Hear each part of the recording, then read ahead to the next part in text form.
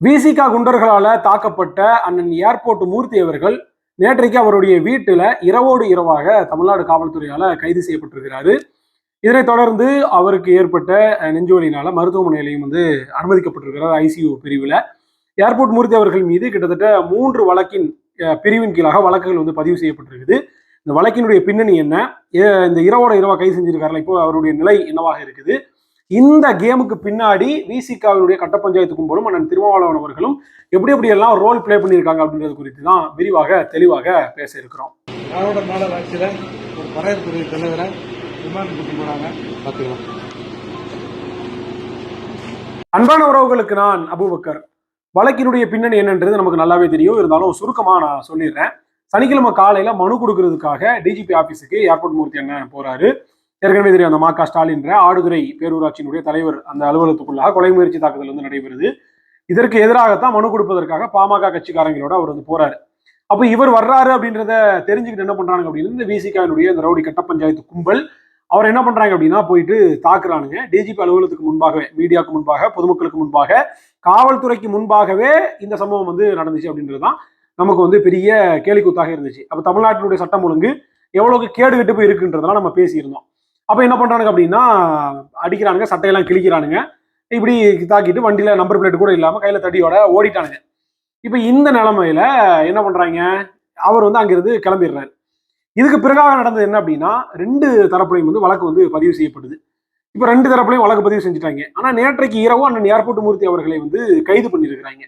இப்ப நம்ம என்ன கேட்கிறோம் அப்படின்னா, சம்பவம் நடந்தது முந்தானது காலையில இருந்து நேற்று சனிக்கிழமை ஒரு நாள் முழுக்க இருந்துச்சு. நேற்றைக்கு ஞாயிற்றுக்கிழமை காலையில இருந்து இருந்துச்சு.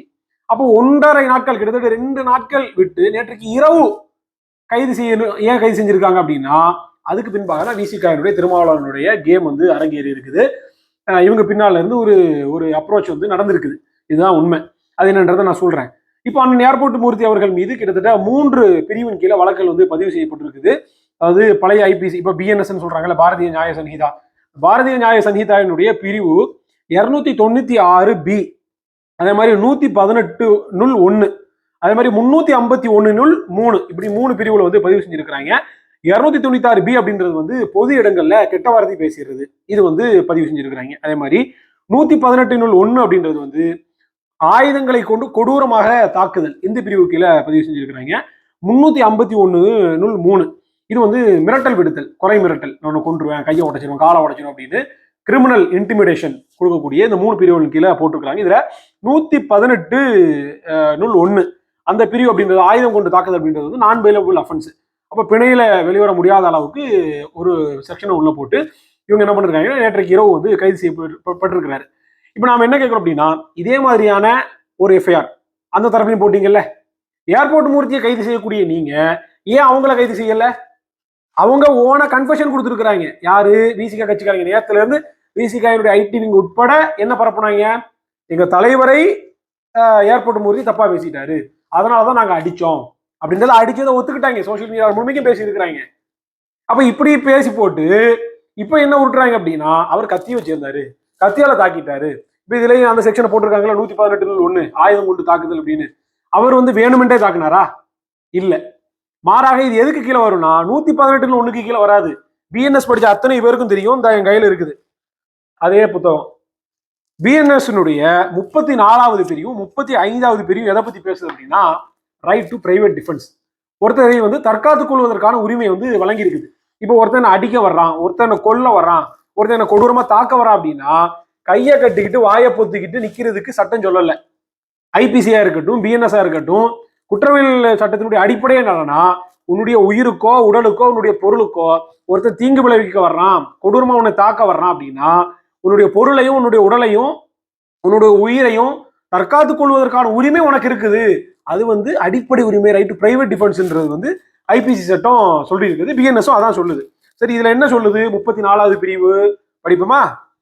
Things done in private defence, nothing is an offense which is done in the exercise of the right of private defense. நீ உன்னுடைய தற்காத்துக் கொள்வதற்காக என்ன செஞ்சாலும் அது குற்றம் ஆகாது அப்படின்னு சொல்லிட்டு இது சொல்லுது. அதே மாதிரி 35(A) பிரிவு என்ன சொல்லுது அப்படின்னா, every person has a right subject to the restrictions contained in section 37 to defend his own body and the body of any other person against any offense affecting the human body.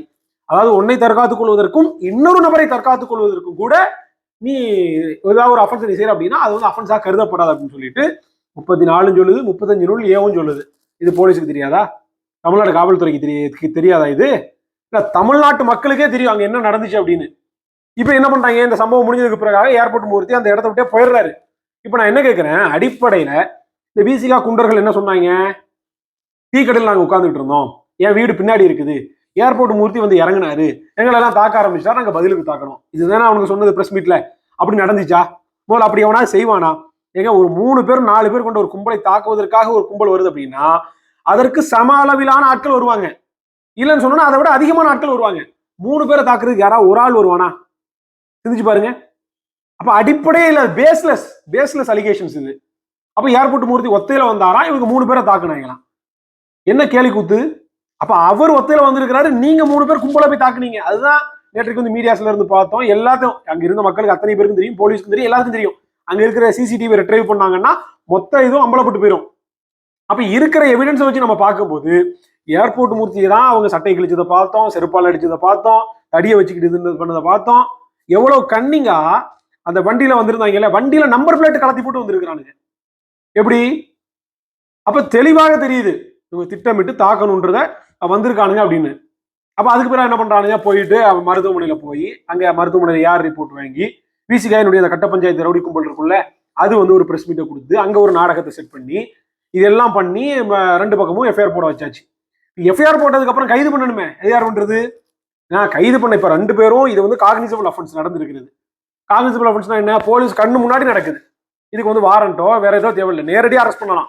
On spot 2 பேரும் arrest பண்ணிருக்க வேண்டியது அப்படின்னா, 2 பேரும் தப்பு பண்ணாங்க, 2 பேரும் மேலே FIR போட்டீங்கல்ல, on spot கைது பண்ணி ரிமாண்ட் பண்ணிக்க வேண்டியதுதானே? ஏன் பண்ணல? ஏன்னா அங்கிருந்து அவங்களை தப்பிக்க விடணும். தப்பிக்க விட்டுட்டு அதுக்கு பிறகாக எஃப்ஐஆர் ஜோடிச்சு இங்க நான் பெயிலபிள் செக்ஷனை போட்டு அங்க என்ன செக்ஷன் போட்டாங்க இது வரைக்கும் தெரியல. இது வரைக்கும் கைது பண்ணாத பார்த்துக்கிட்டோம்னா பெயிலபிள் செக்ஷன் தான் அங்க போட்டிருப்பாங்கன்றதுக்காக தெரியுது. அப்போ தப்பிக்க விட்டு போட்டு என்ன பண்றாங்க அப்படின்னா, பின்னாடியில இருந்து திருமாவளவனோ வேற யாரோ ஒரு தூண்டுதல் கொடுத்து திமுக யார் அமைச்சரை யாரையா பிடிச்சி இப்ப என்ன பண்ணிருக்காங்க அப்படின்னா, நேற்றுக்கு இரவாக கைது. நேற்றுக்குல இருந்து நம்ம பாக்குறோம் இதை வந்து எப்படி நியாயப்படுத்துறானுங்க, இந்த ரவுடிசத்தை எப்படி நியாயப்படுத்துறாங்க அப்படின்னா, ஏர்போர்ட் மூர்த்தி எங்க தலைவர் ஒருமையில பேசிட்டாரு, தப்பா பேசிட்டாரு, அவதூறா பேசிட்டாரு, அதனால நாங்க வந்து தாக்கணும், நீங்க உங்களை பேசுனீங்கன்னா நீங்க இந்த மாதிரி சும்மா இருப்பீங்களா அப்படின்லாம் வந்து கேட்கறானுங்க. அப்ப எதுக்கு நீங்க வந்து ஜனநாயகம், சமத்துவம், இது சகோதரத்துவம், அம்பேத்கர் வழியில் இதெல்லாம் ஏன் பேசுறீங்க? ஏர்போர்ட் மூர்த்தி பேசுறது தவறுனே வைங்க, வாதப்படியே வைங்க, தவறுனே வைங்களேன். அதுக்காக அடிப்பீங்களா? அதுக்காக தாக்குவீங்களா? அப்புறம் எதுக்கு சட்டம் இருக்குது? அப்புறம் எதுக்கு வந்து அம்பேத்கர் வகுத்து கொடுத்த அரசியலமைப்புன்னு சொல்றீங்கல்ல, அரசியலமைப்பு இப்படிதான் அடிக்க சொல்லுதா? அரசியலமைப்பு இப்படிதான் தாக்க சொல்லுதா? அவ்வளவு கொடூரங்கள் நடக்குது. திமுக காரன் அவ்வளவு வேலைகள் செய்யறான். மலையை உடைக்கிறான், மணலை திருடுறான், சட்டம் ஒழுங்கு அவ்வளவு சீர்கிட்டு போய் இருக்குது, பட்டியல் அவ்வளவு பிரச்சனைகள் இருக்குது. என்னைக்காவது ஒரு திமுக காரனுக்கு எதிராக இந்த ரவுடிசத்தை காமிச்சிருப்பீங்களா? நீங்க கட்ட பஞ்சாயத்தை காமிச்சிருப்பீங்களா? இந்த பொறுக்கித்தனத்தை ஏதாவது பண்ணிருப்பீங்களா? செய்ய மாட்டீங்க. ஏன்? கையை காலம் உரிச்சு போடுவான்னு தெரியும். அதனால அங்க கையை கட்டி நாங்க வாயை பொத்தி இருந்து போட்டுக்கிட்டு இங்க வந்துகிட்டு இவர் வந்து இப்ப கேட்கறதுக்கு இது இல்ல, அரசாங்கம் நம்மளுடைய இதா இருக்குது, காவல்துறை நம்ம சொல்றதான் கேட்கும், நம்ம கூட்டணி ஆச்சு, நமக்கு எதிராக வந்து வழக்கு பதிஞ்சா கைது பண்ண மாட்டாங்க, தப்பிச்சிடலாம் அப்படின்ற அந்த திமுர்ல என்ன பண்றாங்க அப்படின்னா இங்க வந்துட்டு தாக்குதல் பண்றாங்க. இப்ப இதுக்கு எதுக்கு அம்பேத்கர் வழி? நாங்க அம்பேத்கர் வழியில பயணிக்கிறோம், அம்பேத்கரை ஏன்டா அசிங்கப்படுத்துறீங்க? நீங்க பண்ற கட்ட பஞ்சாயத்துக்கு, ரவுடிசத்துக்கு, திருட்டுத்தனத்துக்கு எதுக்கு அம்பேத்கர் எழுக்கிறீங்க? அம்பேத்கர் வழியில பயணிக்கக்கூடிய ஆட்களா நீங்க? அம்பேத்கர் என்ன சொன்னாரு? கற்பி ஒன்று சேர் புரட்சி செய்யினாரு. இவ புரட்சி செய்யன்னு சொன்ன அம்பேத்கர் படத்தை போட்டுக்கிட்டு இவங்க பொறுக்கித்தனம் பண்ணிட்டு இருக்கிறானுங்க. கேட்டா அடங்க மறு, அத்துமீறி, திமிரியலு, திருப்பி அடி, இத முழக்கம். இந்த முழக்கத்தை வச்சுக்கிட்டு ரவுடிசம் மட்டும் திரிகிறானுங்க. விசிகான இல்ல கட்ட பஞ்சாயத்து கட்சி, ரவுடிசம் கட்சின்றது தமிழ்நாட்டுக்கே தெரியும். அது கொஞ்ச நாள் அந்த முற்போக்கு, சமத்துவம், அம்பேத்கர், பெண்ணிய உரிமை இப்படின்னு வந்து பூசி மூழ்கி வச்சிருந்தாரு திருமாவளவன். ஆனா நேற்று முந்தானத்து நடந்த சம்பவத்துல மொத்தமா டேமேஜ் ஆயிடுச்சு. அண்மையில பாக்குறோம் விசிக கட்சிக்காரங்க எப்படி எல்லாம் கட்ட பஞ்சாயத்து பண்ணி ரவுடிசம் பண்ணி மிரட்டி ஆட்கள்கிட்ட இருந்து பணம் வசூலிக்கிறாங்க அப்படின்னு. இப்போ ஒரு நிகழ்ச்சி நடத்த போறாங்க கட்சி சார்பானா மக்கள்கிட்ட பணம் கேட்கலாம், உண்டியில இருந்தெல்லாம் பிச்சை கூட எடுக்கலாம், தவறு இல்லை. மக்களுக்காக பணி செய்வதற்கு, மக்களுக்காக உழைப்பதற்கு, மக்களுக்காக போராடுவதற்கு மக்கள் கிட்ட பணம் வசூலிச்சு தான் செய்யணும். அதுதான் ஜனநாயகம், அதான் அடிப்படை. அப்ப அதுல தப்பு இல்லை. ஆனா இவனுக்கு என்ன பண்ணுவானுங்க அப்படின்னா போயிட்டு மிரட்டுறது. உண்மையில கூட ஒரு சோபா கடையில பார்த்தோம், அந்த சிசிடிவி ஃபுட்டேஜ் வழியா இருந்துச்சுல்ல, இந்த ஏரியாவில் நான் இருக்கிறேன், மாவட்ட ஒன்றிய செயலாளராக இருக்கிறேன், விசிகால எங்க தலைவருக்கு நாங்க பிறந்தநாள் நடத்த போறோம்னு சொல்றேன், நீங்க எனக்கு காசு தர மாட்டீங்க, கடையை நடத்துருவீங்களா, நீங்க பாத்துருக்கீங்கன்னு நானும் பாத்துக்கிறேன் அப்படின்னு மிரட்டின காட்சிகளை பார்த்தோம். இப்படி சோபா கடைக்கு போறது, கல்குவாரிக்கு போறது, வேற நான் புதுசா வீடு கட்டினா அங்க போறது, வேற நான் புதுசா லேண்ட் வாங்கினா அங்க போய் கட்டிங்க போடுறது, இப்படி இந்த கட்டிங்கு செட்டிங்கு, இந்த கமிஷனு, இந்த ரவுடிசம், கட்ட பஞ்சாயத்து, இதை தவிர்த்து விசிகா என்ன செஞ்சிருச்சு மக்களுக்காக? திமுகவுக்கு ஜால்ரா போடுறதை தவிர்த்து விட்டு விசிகா மக்களுக்காக செஞ்சது என்ன? ஒண்ணும் கிடையாது. அப்போ இன்னைக்கு பாக்குறோம் திமுக போட்ட ஜால்ராவுக்காக இவங்களுக்கு எம்எல்ஏ எம்பி இந்த பதவிகளை வச்சுக்கிட்டு ரவுடிசம் பண்றது. இதுக்காக அம்பேத்கர் உங்களுக்கு ரிசர்வேஷன் வாங்கி தந்தாரு, இதற்காக உங்களுக்கு வந்து சமூக நீதிக்கு பேசினாரு, போராடினார் அம்பேத்கர். இப்ப அம்பேத்கர் படத்தை போட்டுக்கிட்டு செய்யறது அம்புட்டு சல்லித்தனம், கட்ட பஞ்சாயத்து. சரி, இப்ப நீங்க சொல்றீங்கல்ல திருமாவளவன் எங்க தலைவரை தவறா பேசிட்டார், அதனால நாங்க அடிச்சோம் அப்படின்னு. ஏடா, திருமாவளவனுடைய பிறந்த நாள் அந்த விழால தொடர்ச்சியா 2 ஆண்டுகள் 3 ஆண்டுகளா அண்ணன் சீமான் அவர்களை இழிவுபடுத்துறீங்க, குடும்பத்தை இழிவுபடுத்துறீங்க, அண்ணனுடைய மனைவியை இழிவுபடுத்துறீங்க. ஒரு பொறுக்கி போயிருக்கு அந்த திமுகவினுடைய ஏவல் நாய்கள் இருப்பாங்களே, யூடியூப் நாய்கள், இந்த யூடியூபர் நாய்களை கூப்பிட்டு வச்சுக்கிட்டு அசிங்கப்படுத்துறீங்களே. இப்ப பதிலுக்கு நாங்களும் அடிக்கணும்னு ஆரம்பிச்சோம்னா விசிகாக்கு என்ன இருக்கு செல்வாக்கு? ஒரு இளவு செல்வாக்கு கிடையாது. 0.99% வச்சிருக்கிற நீ, 1% ஓட்டு உனக்கு. ஆனா 36 லட்சம் பேருக்கு எங்களுக்கு ஆதரவு இருக்கு, 8.5% வாக்குகள் நாங்க வச்சிருக்கிறோம். எங்களால செய்ய முடியாதா இந்த ரவுடிசத்தை? அப்ப ஜனநாயக வழியில நம்ம ஆதரிச்சு நிக்கிறோம். எந்தெந்த இடத்துல எல்லாம் அண்ணன் திருமாவளவன் அவர்களுக்கும் விசிகாவுக்கும் இடையூறு வருதோ எல்லா இடத்துலயும் நம்ம ஆதரிச்சு நின்று இருக்கிறோம். அண்ணன் திருமாவளவன் அப்படின்ற அந்த ஒரு வார்த்தையை தாண்டி அண்ணன் சீமான் எங்கேயாவது திருமாவளவனை விமர்சிச்சிருப்பாரா? அப்ப அப்படிப்பட்ட அண்ணன் சீமான் அவர்களையும் நாம் தமிழர் கட்சியும் இந்த விசிகா பொறுக்கி கும்பல் இந்த திமுக ரவுடிகளோட சேர்ந்துக்கிட்டு இழிவா பேசுறது என்ன, மோசமா பேசுறது என்ன, அவதூறா சித்தரிக்கிறது என்ன, அண்ணன் சீமான் அவர்களுடைய பெர்சனலெல்லாம் இழுத்து பேசுறது என்ன? திருமாவளவனுக்கு பெர்சனல் இல்லையா? நம்ம கவிதா அதீதுன்னு இழுத்து பேசினா இது நல்லா இருக்குமா நான் கேட்கிறேன். அப்ப ஏட்டிக்கு போட்டி பேசுவதற்கு நேரம் ஆகாது. அப்ப நாம என்ன சொல்றோம்? சொந்த ரத்தங்களுக்குள்ள யுத்தம் வேண்டாம். தமிழ் இனம் நாசமா போனதுக்கு காரணமே சொந்த ரத்தத்துக்குள்ள அடிச்சுக்கிட்டு செத்துதுதான். சாதி ரீதியாக மத ரீதியாக பிளந்து பிரிந்து கிடந்தனா உனக்கு ஒரு நாளைக்கும் அதிகாரம் இருக்காது. தமிழனா ஒன்றிணைங்க அப்படின்னு சொல்லி நம்ம பேசிட்டு வர இந்த வேலையில சொந்த ரத்தங்களுக்குள்ள யுத்தத்தை உண்டு செய்து மறுபடியும் இந்த பிரித்தாளும் வேலையை வந்து திமுக திராவிட கும்பல் செய்து அதுக்கு விசிகா துணை போகுது. எதுக்காக? அற்ப அரசியல், இந்த எம்எல்ஏ சீட்டுக்காக, எம்பி சீட்டுக்காக, சில கோடி ரூபாய் தேர்தல் நிதிக்காக, இதுக்காக. அப்ப அண்ணன் சீமான் அவர்களே பேச வேண்டிய தேவை வந்துச்சு. நாங்க அதிகாரத்துக்கு வந்துட்டோமா? இல்ல விசிகாக்கு எதிராக நாங்க ஏதாவது செஞ்சிருக்கிறோமா? வன்னியரசு பேசிட்டு தெரிகிறார் நாம் தமிழ் தொங்கு சதன்னு அறிவாலய கொத்தடிமையா இருந்து போட்டு கடந்த காலத்துல அத்தனையும் பேசுனது பூரா தமிழ் தேசியம், திராவிடத்துக்கு எதிரான கருத்துக்கள். ராமசாமி ஈவரா பெரியாருக்கு எதிராக அத்தனையும் ரவிக்குமார் பேசி வச்சிருக்கிறார். அவ்வளவுக்கும் சான்று இருக்குது. அப்போ தடம் மாறி போட்டு சுயலாபத்திற்காக காங்கிரஸையும் திமுகவையும் ஆதரிச்சுக்கிட்டு எதுக்காக நாம் தமிழ் கட்சி எதிர்க்கணும்?